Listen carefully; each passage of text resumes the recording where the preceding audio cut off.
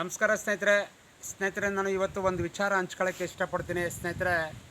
ನೋಡಿ, ಹಿಂದೆ ಕನ್ನಡದ ಮೇರುನಟ ವರನಟ ಡಾಕ್ಟರ್ ರಾಜ್ಕುಮಾರ್ ಅವರ ಶ್ರೀಮತಿಯವರಾದಂತಹ ಪಾರ್ವತಮ್ಮ ರಾಜ್ಕುಮಾರ್ ಅವರು ಹಲವಾರು ಚಿತ್ರಗಳನ್ನು ಒಂದು ನಿರ್ಮಾಪಕರಾಗಿ ಪ್ರೊಡ್ಯೂಸ್ ಮಾಡಿ ಒಂದು ಕನ್ನಡ ಜನತೆಗೆ, ಕರ್ನಾಟಕದ ಜನತೆಗೆ ಕೊಟ್ಟಿದ್ದಾರೆ. ನಿಜವಾಗ್ಲೂ ಭಾಳ ಹೆಮ್ಮೆ ಪಡ್ತಕ್ಕಂಥ ವಿಚಾರ. ಯಾಕೆಂದರೆ ಪಾರ್ವತಮ್ಮನವರು ಅಷ್ಟೆಲ್ಲ ಸೂಪರ್ ಸ್ಟಾರ್ ಅಂದರೆ ಕರ್ನಾಟಕಕ್ಕೆ ಸೂಪರ್ ಸ್ಟಾರ್. ಬರೀ ಕರ್ನಾಟಕದ ಇಡೀ ವಿಶ್ವದ ಏಕೈಕ ನಟ ಅಂದರೆ ಅವರೇ, ಕನ್ನಡದ ನಟ, ಮೇರು ನಟ ಡಾಕ್ಟರ್ ರಾಜ್ಕುಮಾರ್ ಅವರು. ಅಂತಹ ಅದ್ಭುತವಾದಂಥ ಚಿತ್ರಗಳಿಗೆ ನಿರ್ಮಾಪಕರಾಗಿ ಹಲವಾರು ಚಿತ್ರಗಳನ್ನು ನಿರ್ಮಾಣ ಮಾಡಿ ನಾಡಿನ ಜನತೆಗೆ ಕೊಟ್ಟಿದ್ದಾರೆ. ಅದ್ಭುತವಾದಂಥ ಐತಿಹಾಸಿಕ ಇರ್ಬೋದು, ಪೌರಾಣಿಕ ಇರ್ಬೋದು, ಸಾಮಾಜಿಕ ಇರ್ಬೋದು, ಈ ಎಲ್ಲ ಚಿತ್ರಗಳನ್ನು ಕೂಡ ಕೊಟ್ಟಿದ್ದಾರೆ. ನಿಜವೂ ಕೂಡ ಪಾರ್ವತಮ್ಮ ರಾಜ್ಕುಮಾರ್ ಅವರಿಗೆ ನನ್ನ ತುಂಬ ಹೃದಯದ ಧನ್ಯವಾದಗಳನ್ನು ಅರ್ಪಿಸ್ತೇನೆ ಸ್ನೇಹಿತರೆ.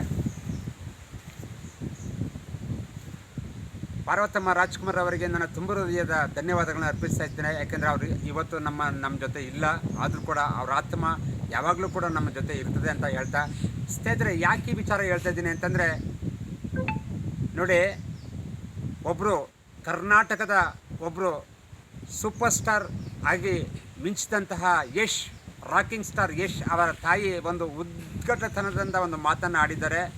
ಏನೋ ಒಂದು ಇತ್ತೀಚಿನ ಒಂದು ಕೊತ್ತಲವಾಡಿ ಏನಂತ ಸಿನಿಮಾನ ನಿರ್ಮಾಣ ಮಾಡಿ ಒಂದು ಪ್ರೊಡ್ಯೂಸ್ ಹಾಕಿ ಬಂಡವಾಳ ಹಾಕಿ ನಿರ್ಮಾಪಕರಾಗಿದ್ದಾರೆ. ಯಾರು?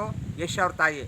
ಯಶ್ ಅವ್ರ ತಾಯಿ ಒಂದು ಮಾಧ್ಯಮದವ್ರ ಜೊತೆ ಯಾವ ರೀತಿ ವರ್ತಿಸಬೇಕು, ಯಾವ ರೀತಿ ಮಾತಾಡಬೇಕು, ಯಾವ ರೀತಿ ಸೆನ್ಸನ್ನು ಇಟ್ಕೊಂಡು ಮಾತಾಡಬೇಕು ಅಂತಕ್ಕಂಥ ಒಂದು ಪರಿಜ್ಞಾನವೇ ಇಲ್ಲ. ಏನೋ ನಾನು 5,000 ಕೋಟಿ ಕೊಟ್ಟರೆ ಮಾಡ್ತೀನಿ, 2,000 ಕೋಟಿ ಕೊಟ್ಟರೆ ಮಾಡ್ತೀನಿ, ಏನು ಬರೀ 1,000 ಕೋಟಿ ಕೊಟ್ಟರೆ ಅಂತ ಹೇಳ್ತಾರಲ್ಲ, ಇದೇ ದುರಂಕಾರದ ಮಾತುಗಳನ್ನು ಅವತ್ತು ನಮ್ಮ ಪಾರ್ವತಮ್ಮನವರು ಯಾವತ್ತೂ ಕೂಡ ಈ ಥರ ಅಂದವರೇ ಅಲ್ಲ. ಅಭಿಮಾನಿಗಳು ನಮ್ಮ ಅನ್ನದಾತರು, ಅಭಿಮಾನಿಗಳನ್ನ ಪ್ರೀತಿಯಿಂದ ಮಾತಾಡಿಸ್ತಾಯಿದ್ರು. ಮತ್ತು ನಿರ್ಮಾಪಕರು, ಪ್ರೊಡ್ಯೂಸರು, ಸಂಗೀತ ನಿರ್ದೇಶಕರು ಇವ್ರನ್ನೆಲ್ಲರೂ ಕೂಡ ಆತ್ಮೀಯವಾಗಿ ಮಾತಾಡಿಸ್ತಾಯಿದ್ರು. ಆದರೆ ಇತ್ತೀಚಿನ ಒಂದು ದಿನದಲ್ಲಿ ಇಂತಹ ಒಂದು ಉದ್ಘಾಟನವಾದಂತಹ ಮಾತುಗಳನ್ನು ಯಶ್ ಅವ್ರ ತಾಯಿ ಮಾತಾಡ್ತಾ ಇದ್ರು. ನಿಜವಾಗ್ಲೂ ಅಕ್ಷಮ್ಯ ಅಪರಾಧ ಅಂತ ಹೇಳೋಕ್ಕೆ ಇಷ್ಟಪಡ್ತೀನಿ ಸ್ನೇಹಿತರೆ. ನೋಡಿ, ಎಂಥ ಕಾಲ ಇತ್ತು. ಕನ್ನಡದ ಮೇರುನಟ ಡಾಕ್ಟರ್ ರಾಜ್ಕುಮಾರ್ ಅವರು ಅದ್ಭುತವಾದಂಥ ಚಿತ್ರಗಳನ್ನ ಕೊಡ್ತಾಯಿದ್ರು. ಆದರೆ ಯಶ್ ಅವರೇನು ಪಾಪ ಅವ್ರನ್ನ ಸುಮ್ಮನೆ ಕುಂತಿಲ್ಲ. ಅವರು ಕೂಡ ಕಷ್ಟಪಟ್ಟು ಒಂದು ಮೇಲೆ ಬಂದಿರತಕ್ಕಂಥವ್ರು. ಅವರು ಯಾವ್ಯಾವ ರೀತಿ ಸಿನಿಮಾ ರಂಗಕ್ಕೆ ಪಾದಾರ್ಪಣೆ ಮಾಡಿದಾಗ ಎಷ್ಟು ಕಷ್ಟಗಳನ್ನು ಅನುಭವಿಸಿದ್ರು, ಅವ್ರು ಎಷ್ಟೆಲ್ಲ ಅನುಭವಿಸಿದ್ರು. ಆಗ ಈಗ ಅರ್ಧ ರಾತ್ರಿಯಲ್ಲಿ ಐಶ್ವರ್ಯ ಬಂತು ಅಂದ್ಬಿಟ್ಟು ಅರ್ಧ ರಾತ್ರಿಯಲ್ಲಿ ಕೊಡೆ ಇಟ್ಕೊಂಡಂಗೆ ಆಯ್ತಪ್ಪ ಈ ಸ್ಥಿತಿ. ಹಾಗಾಗಿ ನೋಡಿ, ಯಾವತ್ತೂ ಕೂಡ ಒಂದು ಮೀಡಿಯಾದವ್ರಿಗಾಗಲಿ, ಪತ್ರಕರ್ತರಿಗೆ ಆಗಲಿ, ಮತ್ತು ಎಲ್ಲರೂ ಕೂಡ ಅವ್ರು ಅಂತಾರೆ, ನಾವು ಮಂಡ್ಯದವರು, ಅಂಬರೀಷನ್ ಸ್ಟೈಲು, ನಾವು ಗೌಡ್ರುಗಳು, ನಾನು ಮಾತಾಡೋದೇ ಹಿಂಗೆ ಓಟೋಟಾಗಿ ಮಾತಾಡ್ತೀನಿ ಅಂತ ಹೇಳ್ತಾರೆ. ಇದು ಯಾವುದು ಬೇಡಿ ಅಕ್ಕ, ದಯವಿಟ್ಟು ಕೈ ಮುಗಿದು ಕೇಳ್ಕೊತೀನಿ. ನೋಡಿ, ಯಾವತ್ತೂ ಅಷ್ಟೇ ಹಣಕಾಸು ಇವತ್ತಿರುತ್ತೆ, ನಾಳೆ ಹೋಗುತ್ತೆ.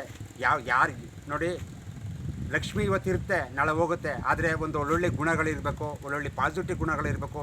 ಏನೋ ಒಂದು ಕೊತ್ತಲವಾಡಿ ಏನೋ ಚಿತ್ರ ಮಾಡಿಬಿಟ್ಟು ನೀವು ಅಷ್ಟೆಲ್ಲ ಮಾತಾಡೋದು ಅಕ್ಷಮ್ಯ ಅಪರಾಧ ಅಂತ ಹೇಳ್ತೀನಿ. ನೀವು ಮಾತಾಡ್ಕೊಳ್ಳಿ, ನಿಮ್ಮ ಮನೇಲಿ ಮಾತಾಡ್ಕೊಳ್ಳಿ, ನಿಮ್ಮ ಸೊಸೆ ಜೊತೆ ಮಾತಾಡ್ಕೊಳ್ಳಿ, ಮಕ್ಕಳ ಜೊತೆ ಮಾತಾಡ್ಕೊಳ್ಳಿ. ಆದರೆ ಸಾಮಾಜಿಕವಾಗಿ ಬಂದಾಗ ಸಾಮಾಜಿಕ ಬದುಕಲ್ಲಿ ಯಾವ ರೀತಿ ಇರಬೇಕು ಅದನ್ನು ಸ್ವಲ್ಪ ಪಾರ್ವತಮ್ಮನವ್ರನ್ನ ನೋಡಿ ಕಲಿಬೇಕು ಅಂತ ಹೇಳ್ತಾ ಸ್ನೇಹಿತರೆ, ಹಾಗಾಗಿ ಅದ್ಭುತವಾದಂತಹ ಈ ಕರ್ನಾಟಕಕ್ಕೆ ಎಲ್ಲ ಇಡೀ ವಿಶ್ವಕ್ಕೆ ನಂಬರ್ 1 ಆಗಿ ಏಕೈಕ ಒಂದು ಪದ್ಮಭೂಷಣ ವರನಟರಾಗಿ ಮೆರೆದಂಥವ್ರು ಡಾಕ್ಟರ್ ರಾಜ್ಕುಮಾರ್ ಅವರು. ಅವರ ಸಾಲಿಗೆ ಯಾರು ಬರೋಕ್ಕಾಗಲ್ಲ ಸ್ನೇಹಿತರೆ. ನೋಡಿ, KGF ಅಂತಕ್ಕಂಥ ಸಿನಿಮಾ ಹೊರದೇಶದಲ್ಲೂ ಆಗಿರ್ಬೋದು. ಪಾಪ ಎಷ್ಟು ಪಟ್ಟಿರ್ತಕ್ಕಂಥ ಕಷ್ಟ ಪಾಪ ಈ ಅಮ್ಮನಿಗೆ ಏನು ಗೊತ್ತು, ಏನೋ ಜನ್ಮ ಕೊಟ್ಟಿರ್ಬೋದು ಅಷ್ಟೇ.